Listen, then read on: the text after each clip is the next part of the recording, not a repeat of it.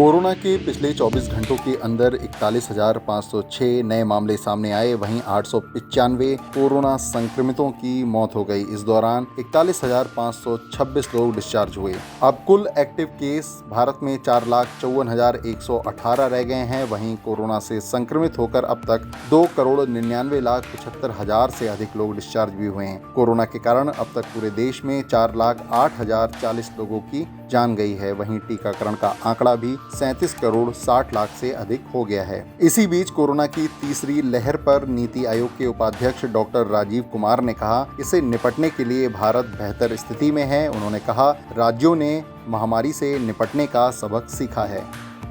अब बताते हैं आपको उन राज्यों के बारे में जहां से अब भी सबसे ज्यादा कोरोना के केस सामने आ रहे हैं। केरल से सर्वाधिक पिछले 24 घंटों में 14,087 नए मामले सामने आए। महाराष्ट्र में 8,296 नए केस रिपोर्ट किए गए। कर्नाटक में कोरोना के 2,162 नए मामले सामने आए। तमिलनाडु में 2,913 कोरोना के केस सामने आए। वहीं आंध्र प्रदेश से 2,925 कोविड केस रिपोर्ट किए गए। इसके अलावा उड़ीसा से 2,334 और असम से 2,391 कोविड के मामले सामने आए।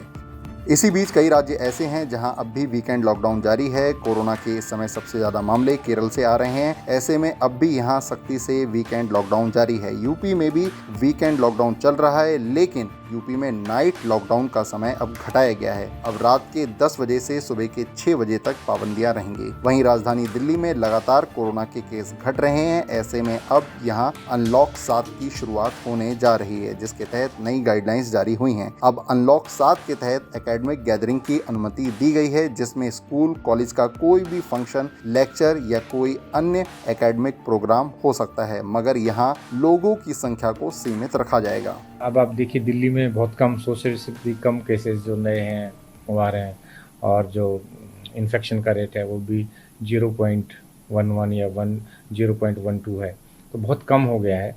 कुछ स्टेटों में जैसे यूपी में कम हो गया है, और नॉर्थ इंडिया में काफ़ी हद तक कम हो गया है। और उधर हम देखें कि केरला और महाराष्ट्र, उधर केसेस अभी भी ज़्यादा हैं। तो निश्चित रूप से डिपेंड करता है कि बर्डन कितना है, कितना ज़्यादा वहाँ पे डिजीज़ का जो है। एक तो वैक्सीनेशन जो है वो बहुत इम्पोर्टेंट है। यदि वैक्सीनेशन ज़्यादा होता है तो निश्चित रूप से संक्रमण का और इन्फेक्शन का दर कम होता है। दूसरा ये कि यदि लोग सोशल डिस्टेंसिंग नहीं रखेंगे, लोग यदि कोविड एप्रोप्रिएट बिहेवियर नहीं अपनाएंगे और लापरवाह होंगे, तो निश्चित रूप से वो जो संख्या है वो कहीं ना कहीं बढ़ेगी। राज्यों के इन कोरोना अपडेट के बाद आपको दिखाते हैं पंजाब के लुधियाना की तस्वीरें। यहाँ कोरोना लॉकडाउन के कारण लिमोजिन कार और दूसरी कारों से जुड़े लोगों के बिजनेस पर काफ़ी फर्क पड़ा है। जब से कोविड-19 लॉकडाउन लगा है, तब से ना काम बहुत कम हुआ है।